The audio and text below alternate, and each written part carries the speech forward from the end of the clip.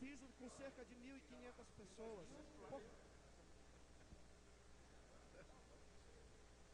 Ó, vamos criar logo coragem. Eu vou ser além de tiro, né? Tá certo. Então vou começar logo para tomar logo pau aqui do pessoal.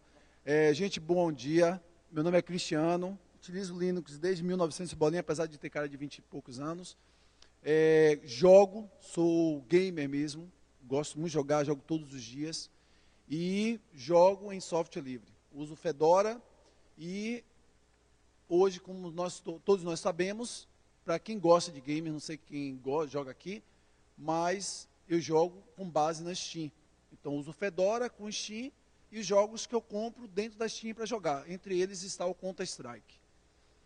E existe aquela polêmica que nós usamos software livre, temos que falar sobre software livre, games para software livre, mas a realidade que nós temos hoje começa já pelo drive que nós utilizamos, tanto para a NVIDIA, como para a base da ATI, Radeon.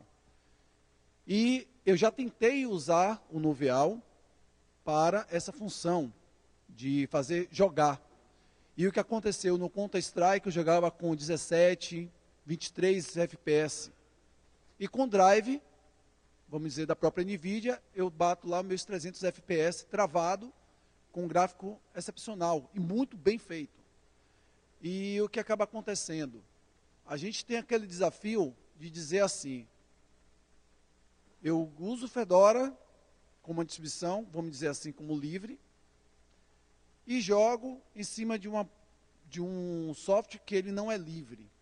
Até onde vem a nossa vontade, com base no software livre, porque eu sou questionado em relação, inclusive em palestras sobre isso, de por que usar e você não tenta incentivar as pessoas a usarem games livres. Bom, como game maníaco, eu sei que os jogos que tem hoje em open source, no caso GPL open source, seja lá como for, free, como queiram dizer também, não são jogos atuais. A gente está usando um jogo lá no stand.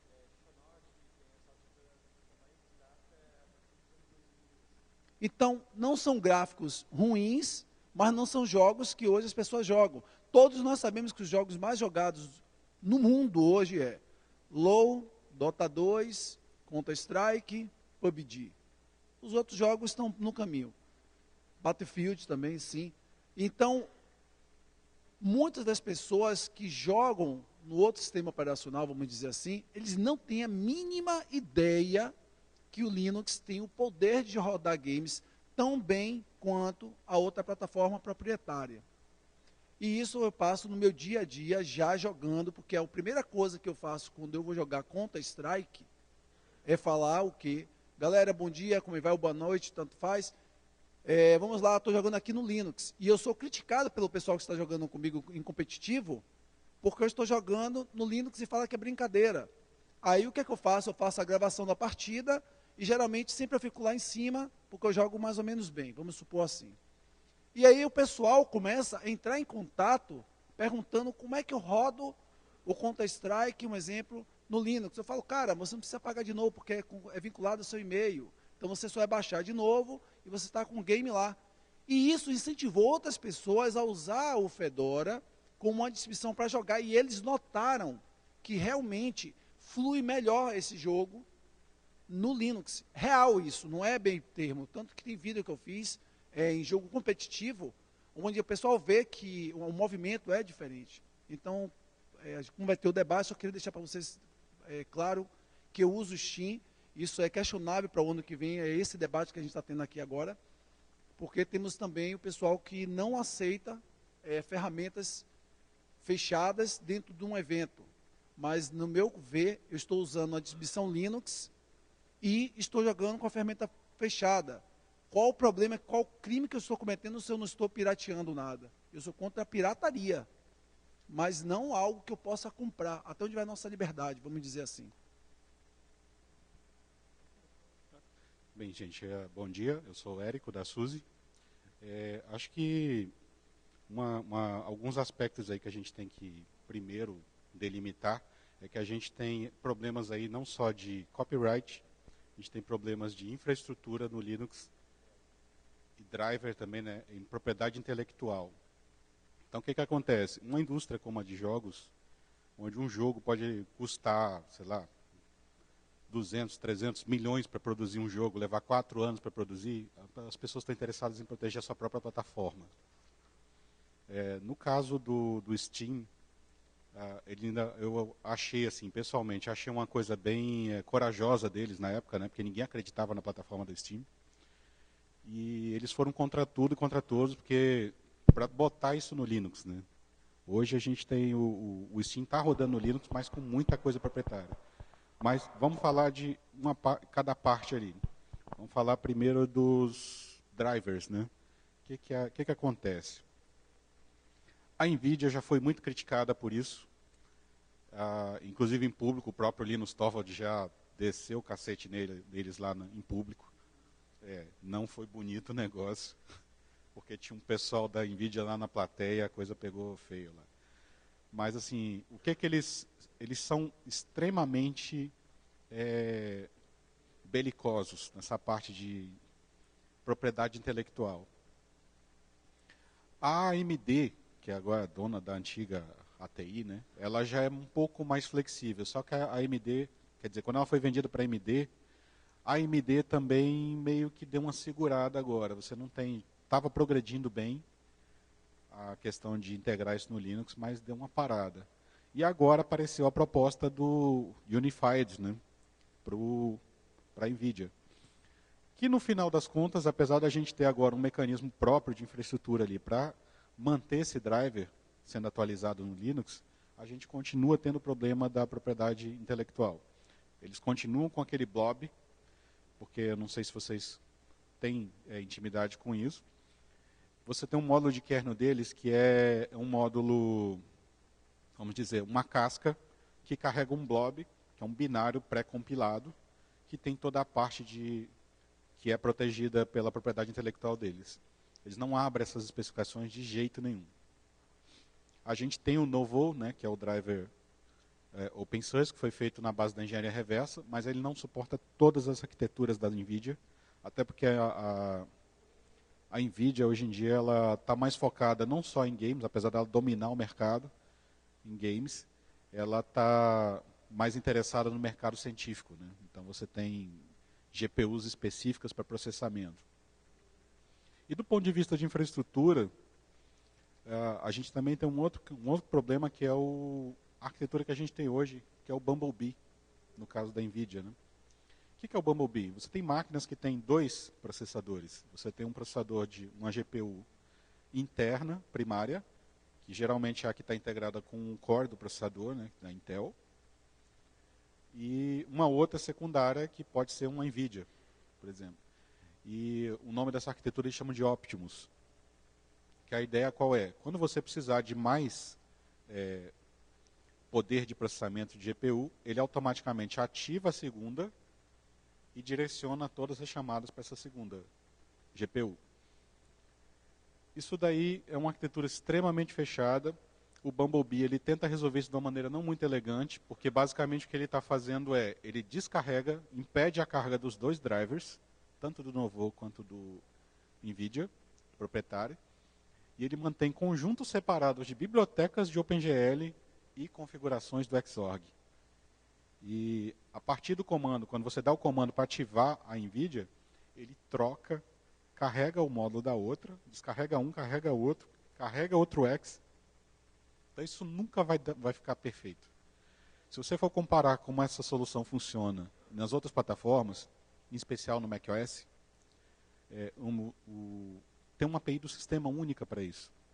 Então eu consigo, por exemplo, dentro de um Photoshop no Mac, eu falar assim, olha, eu preciso renderizar esse negócio aqui, ou no um Premiere da vida lá, né? Eu preciso renderizar esse vídeo aqui e a minha GPU secundária é essa daqui. Eu consigo direcionar isso transparentemente. O sistema consegue ligar essa GPU e desligar a hora que ele precisa. Isso a gente não tem, não da maneira como está hoje. Então a gente teria que recomeçar isso daí, né? E só para dar uma geral na parte de propriedade intelectual também, a gente tem a questão de codecs. O que acontece? Toda forma de codificação de vídeo, de áudio, geralmente você tem um fórum por trás disso. O que é o fórum? Um fórum de fabricantes que se reúnem ali para criar um padrão. Você tem hoje o USB Fórum, cria e mantém os padrões da USB. Você tem o 3G Fórum, que tem os padrões da 3G, né? GSM Fórum e por aí vai.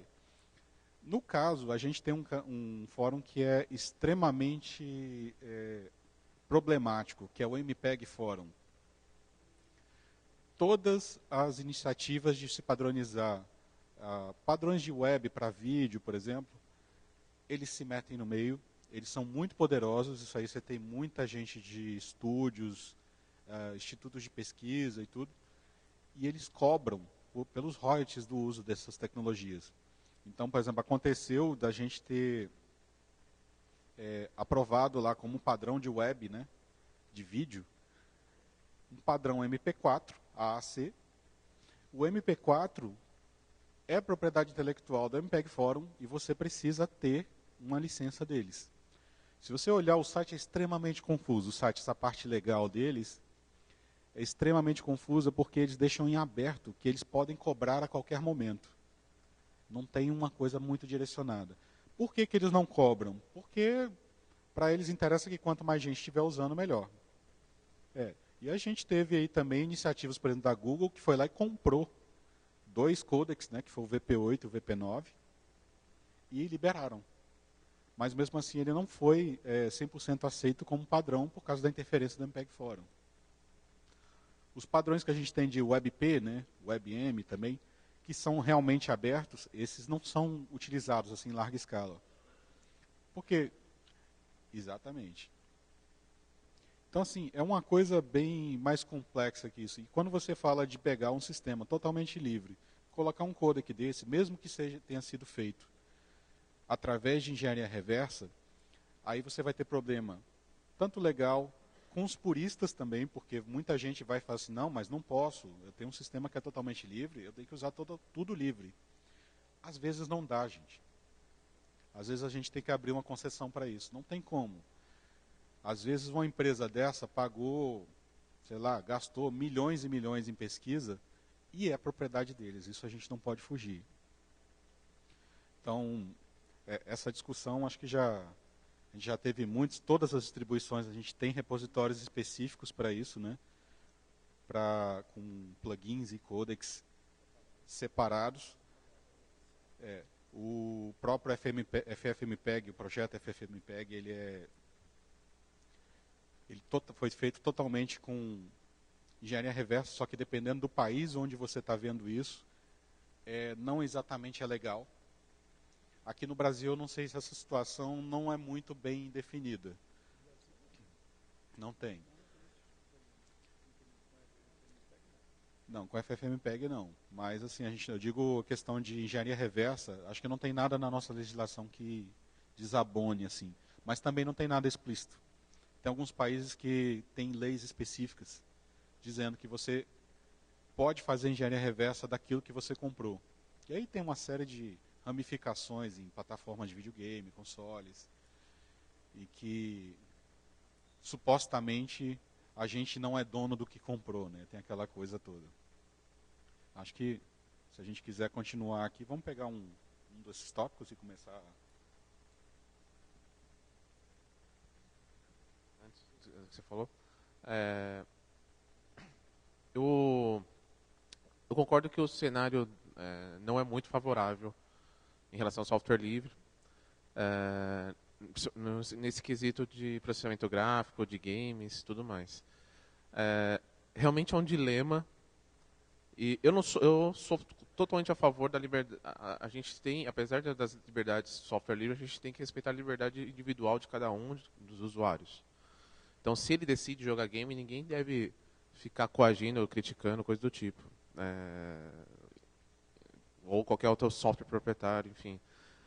O que eu acho que é extremamente permissivo é a falta de informação, a alienação em relação a a pessoa achar que está usando software livre, que está 100% livre, rodando outras coisas que não sejam livres na plataforma deles.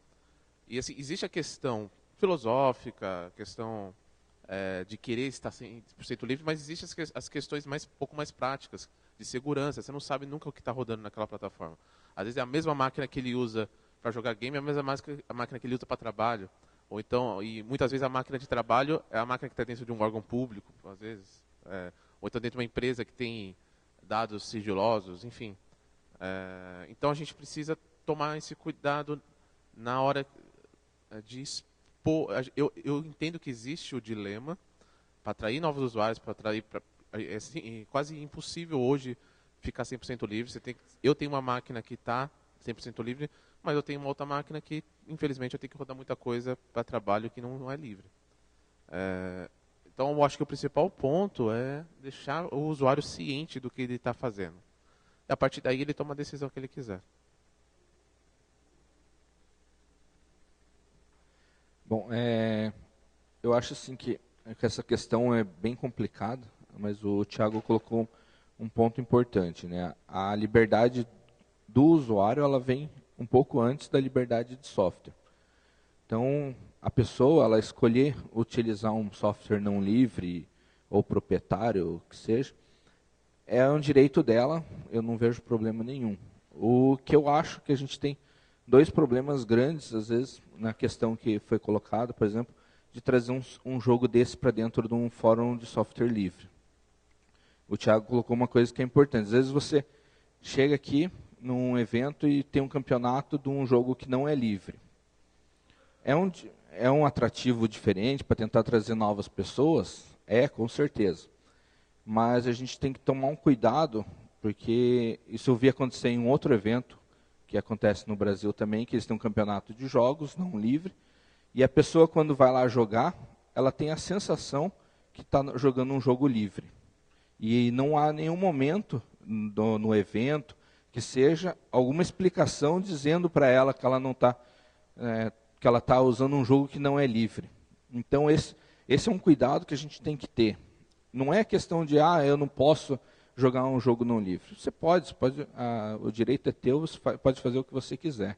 Só que enquanto um evento de software livre, a gente tem que tomar esse cuidado de não, digamos assim, enganar o usuário. Esse que eu tenho uma preocupação.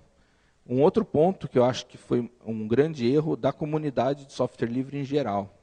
A gente se acostuma, às vezes, não roda na minha placa de vídeo, meu drive é ruim, eu vou jogar no outro sistema aqui, ou vou usar um drive proprietário.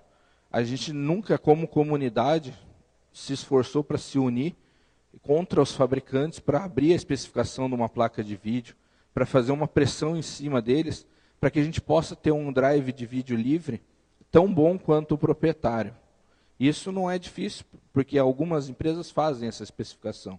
Então, eu acho que se a gente tivesse união, a gente conseguiria colocar uma pressão, pelo menos para a NVIDIA, por exemplo, que é o caso mais grave que a gente utiliza, né, de ter uma especificação de drive, pelo menos livre, para a gente poder rodar uma aceleração 3D melhor.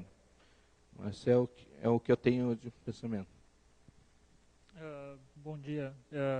Eu possivelmente posso apanhar aqui depois, porque eu sou desenvolvedor de jogos. Então, o que acontece? Eu trabalho com Linux e 90% dos softwares que eu utilizo para trabalhar profissionalmente e para produzir jogos são de código aberto. Mas alguns deles não, são pagos, né? Eu compro esses softwares para poder utilizar. E só para botar um pouquinho de lenha na fogueira, né? Como desenvolvedor, eu acho que existe uma falta de...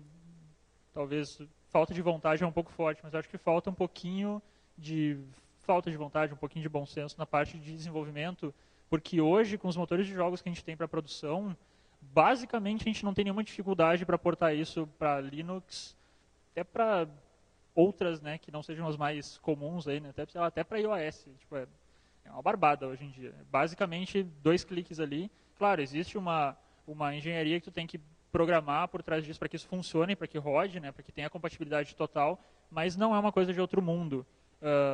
E isso falando de produção independente ainda, falando de grandes, né, de grandes produtoras, isso não deveria ser um problema. Tá? Isso é, claro, minha opinião, né, como desenvolvedor, porque eu já desenvolvi jogos totalmente com software livre, né, utilizando o Python como linguagem, e hoje eu produzo jogos, por enquanto é uma vontade que eu tenho de produzir totalmente com software livre, mas ainda não são utilizados com código aberto, mas não é tão complicado assim. Na parte de desenvolvimento não é tão complicado assim, eu acho que é um pouquinho de ranço, talvez.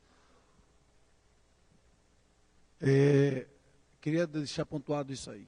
Quando você falou em relação que nós da comunidade software livre não pressionamos a NVIDIA ou outra empresa, isso não é bem por aí. Eu posso lhe garantir, porque eu sou um dos, com muitos outros, eu posso lhe garantir que nós pressionamos sim, tanto a NVIDIA, eu acho que eles já estão cansados de ver resposta nossa em relação a isso. Em questão de games, a gente teve, inclusive agora, eu estava falando com eles aí fora, que existe o jogo que é mais jogado no mundo por hora, é o chamado PUBG. Não sei se alguém sabe o que é PUBG aqui, mas para quem é game sabe que hoje é o jogo mais jogado no mundo. Conseguiu superar todos eles. Inclusive, isto. E o que acontece? A resposta deles recente, tem mais ou menos umas 2 semanas, que eles deram a resposta. E aí vem a falha da gente, como usuário, que não faz isso. Eu tenho, não vou citar nome, mas vou dizer assim, colegas que usam Linux e jogam na plataforma proprietária. O mesmo jogo, que é um Counter-Strike, vamos dizer, um Dota 2, e não joga no Linux. Eu não consigo entender isso, mas, como se diz que cada um tem sua liberdade, vamos ter a liberdade.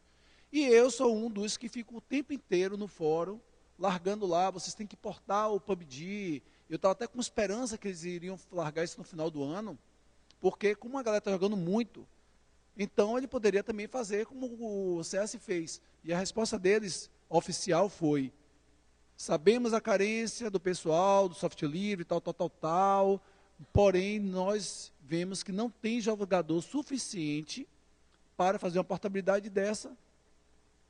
Então a falha já parte de nós também. Ah, mas é no Steam, pelo amor de Deus, eu não tenho outra opção que não tenha hoje, que eu não vá jogar no Steam, como foi o caso do FIFA, que eu acho que vai acabar citando que nós não temos FIFA. Então é a compra, eu posso comprar, o direito meu comprar se eu quiser.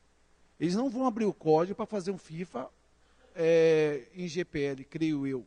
Estamos falando de milhões e milhões e milhões. Agora, no seu ponto de vista, que você falou em relação a desenvolvimento, eu queria deixar aqui também exposto uma situação. O Christian é meu filho, ele tem 2 anos, ele até começou com ele, que ele joga Dota também. Ele tem 2 anos de idade, ele tinha 2 anos de idade quando começou a usar Linux. E ele aprendeu a escrever e contas no Gcompris. Melhor ferramenta educacional para mim é o Gcompris para criança, não tem coisa melhor. E nessa brincadeira ele foi evoluindo, usando Linux, LibreOffice e tal. Ele vai fazer 10 anos agora, dia 22. E ele só conhece Linux. É a única coisa que ele faz. Tanto que os vídeos que ele faz, ele usa Kdenlive e tal. Ele já diz por natureza, não por minha influência, que ele quer ser desenvolvedor de games em software livre. É a vontade dele. Então, é uma coisa diferente de nós, talvez adultos, ou o pessoal que é da área capitalista, que se eu criar um game onde já mudou essa ideia, que Dota é free, mas os skins são pagos. Então você tem essa liberdade que também poderia ser usada dentro de uma ferramenta de um game que nós criássemos.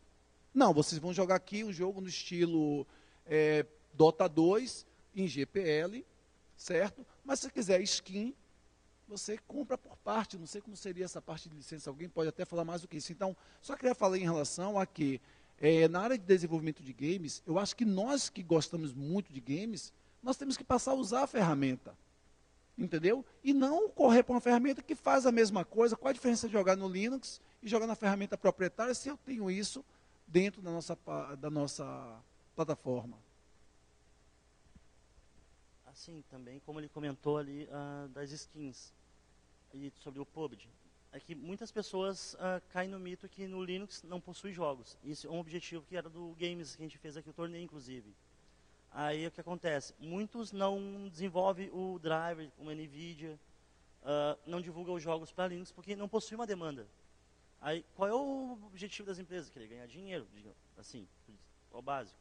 Aí o que acontece? Bom, eu vou gastar milhões para portar um sistema para Linux, porém não vai ter público. Se a gente mostrar, não, tem público que joga. Daí vai acontecer que nem, exemplo, o Zimbra. Eles podem simplesmente, os X, quer dizer, apoiar a comunidade, assim. Bom, o meu produto usa teu sistema. E eu preciso manter esse sistema ativo. Aí o que eles vão fazer? Eles vão olhar, bom, o meu jogo roda neles, tem bastante público. Então eu vou contribuir. Eles podem contribuir para a comunidade de várias formas, querendo ou não. Reclama, exemplo, a Microsoft com a Free Software Foundation. Eles botam e investem, estão começando a investir dinheiro neles, não porque eles são bonzinhos, simplesmente uma necessidade, eles precisam manter o software livre. Daí, outra questão também que eu queria comentar, jogos educacionais ali, exemplo. Não tem como eu vou explicar, muitas empresas que fazem, a maioria que faz é fechada e é cara, ou é os jogos educacionais livres que existem na plataforma do Linux, que são praticamente bem ultrapassados. Aí que nem a ideia também era trazer esse debate para cá, para quê? Para a gente debater e poder mostrar para o público que existe uma demanda e que eles poderem fazer um mecanismo que possa trazer ferramentas atuais. Para que possa ser utilizado essas ferramentas livres, digamos assim, para produzir os jogos. Para trazer jogos para o ambiente Linux. Para quê? Porque às vezes não adianta só, não pode jogar jogos proprietários. Mas, bom, a gente não tem nem jogos livres, praticamente, bons que possam competir com o mercado. No momento que a gente mostrar para o público de fora, olha, nós temos jogos que possam... Exatamente. Mas, essa interface gráfica é compatível com o mercado hoje em dia. E é livre.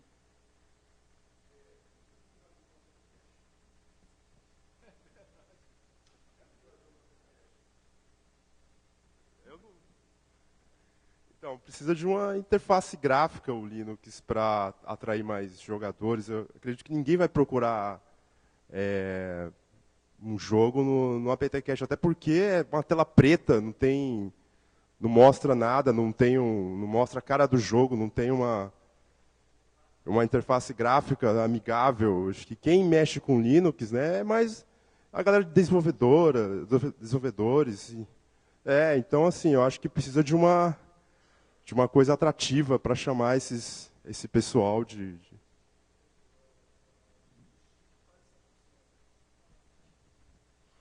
Pessoal, só informando, a gente tem só mais uns 5 minutinhos.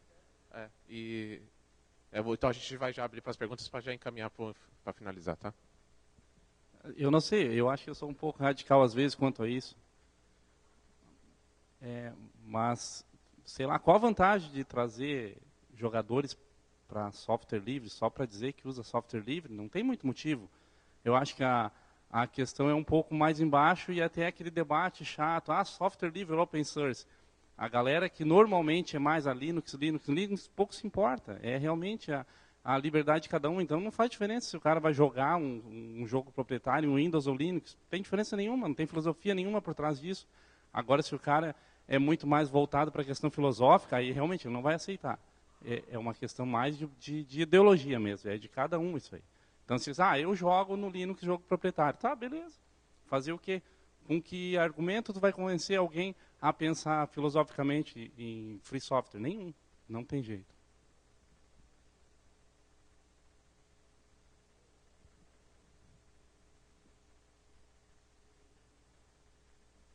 A ideia inicial é trazer esse público novo, que não usa e só joga.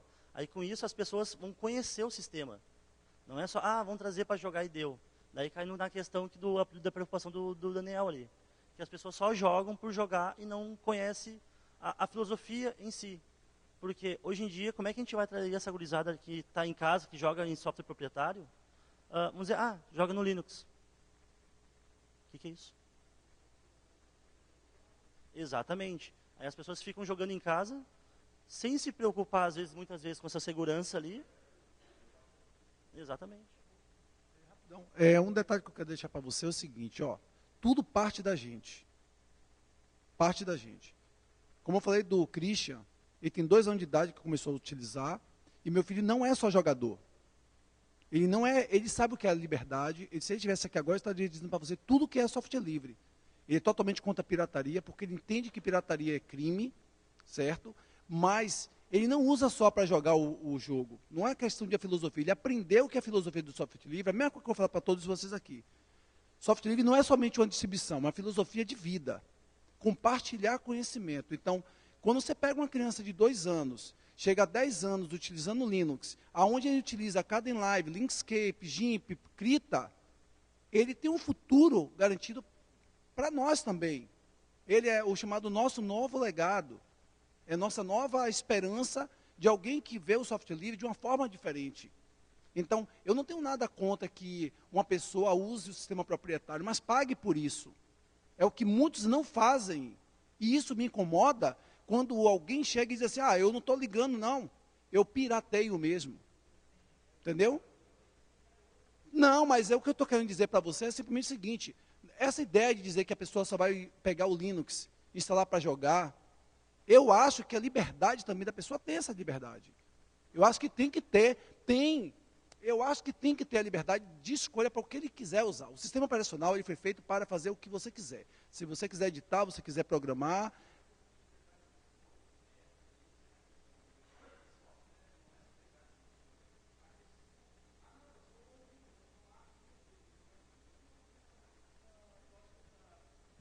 Aproveitando, de repente, fugindo um pouquinho de games, né, de jogador, né, de novo, eu tenho uma visão muito de desenvolvedor, eu mal jogo, na verdade, é uma contradição. O que acontece? Tava pensando no que estava falando ali, né, porque eu até acabei de dar uma palestra na outra sala sobre desenvolvimento de games com software livre. Por quê? Cara, porque é bom, ponto. Assim, claro, minha visão, né. Por que eu parei de utilizar 2 softwares que são gigantes no mercado de produção de modelagem 3D para utilizar o Blender? Porque em uma necessidade que eu tive de utilização de software livre, eu fui meio que obrigado a utilizar. Beleza, foi daí que eu conheci o software. Quando eu vi a potência desse troço, eu não larguei mais. Então, essa filosofia existe, lógico, é muito legal tu ter uma comunidade aberta, que troca informação, que possa destrinchar o programa como tu quiser, criar plugin, fazer o caramba e tudo mais, tem isso, que nem todo mundo se interessa, eu acho que a maioria não se interessa, na verdade, o usuário comum não se interessa, né? E a gente vê o Linux meio atirado, assim, tipo em escola estadual, sabe, municipal. Tipo, tem Linux ali porque não precisa pagar e tal, né? E só que eu acho que a pena nisso, como desenvolvedor, é que a gente acaba perdendo de conhecer programas que são absurdamente poderosos, cara. O Krita é um programa que, cara, deixa... todo mundo conhece o outro software aí no chinelo, cara. Eu estou falando isso porque eu utilizo ele há anos e ele é muito poderoso, muito poderoso. Então, particularmente... eu vejo essa comunidade, lógico, eu acho que tem a filosofia, e te dando um testemunho aí, eu comecei a utilizar por conta de um case que eu precisei fazer com software livre, conheci um programa e daí eu entrei no barco e não larguei mais, porque ele é muito bom. Eu acho que isso que é importante, a gente mostrar para as pessoas o quanto software livre, é legal porque é gratuito, melhor ainda porque é gratuito, mas eu utilizo porque é bom, eu utilizo porque, falaria um palavrão aqui agora, eu utilizo porque ele é muito bom. Então, pelo menos isso que eu tento passar, eu dou aula com software livre dentro de uma escola que não tem essa cultura normalmente, e está vindo isso porque eles estão vendo esse retorno que funciona, o troço é muito bom, assim. Mas isso, de novo, é uma outra visão, né? Pessoal, infelizmente a gente precisa encerrar aqui, porque tem uma próxima palestra, mas a gente pode continuar a discussão lá na área de comunidade, debatendo, então convido vocês para ir para lá. Só colocando para finalizar a minha opinião também sobre a fala do nosso amigo ali, eu concordo com você e assim porque a liberdade, a gente tem que respeitar a liberdade individual, mas é 2 assuntos diferentes. A liberdade individual é a questão de software livre, né? Agora, eu acho que tudo é a forma, a estratégia como a gente abordar a coisa. Eu acho que a gente não precisa ser tão radical. Minha opinião, minha proposta para a gente tratar isso, que surgiu com a discussão aqui, pensando, a gente poderia ter uma iniciativa de uma arena de games, como está rolando lá, com games livres, como está acontecendo. Mas ter palestras falando a possibilidade de você instalar softwares proprietários, se a pessoa quiser, e que roda. Ter oficinas de como você configurar a sua máquina para deixar preparado para poder rodar os games.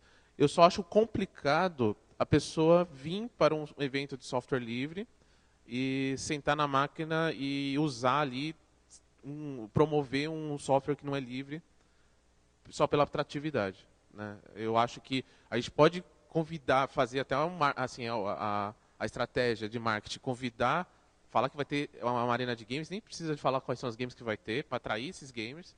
Chega aqui, eles vão conhecer os games que existem livres, mas a gente condiciona ou cria uma estratégia para eles assistirem as palestras, para eles entenderem o que é software livre, porque aqui os games que ele joga em casa não estão rodando ali, né? Mas se ele quiser rodar em casa os games que ele roda numa plataforma, uma distribuição Linux, ele pode, né? Eu acho que é uma estratégia assim que a gente pode contornar, e é uma sugestão só, mas a gente pode refinar isso aí, enfim, a gente pode debater lá.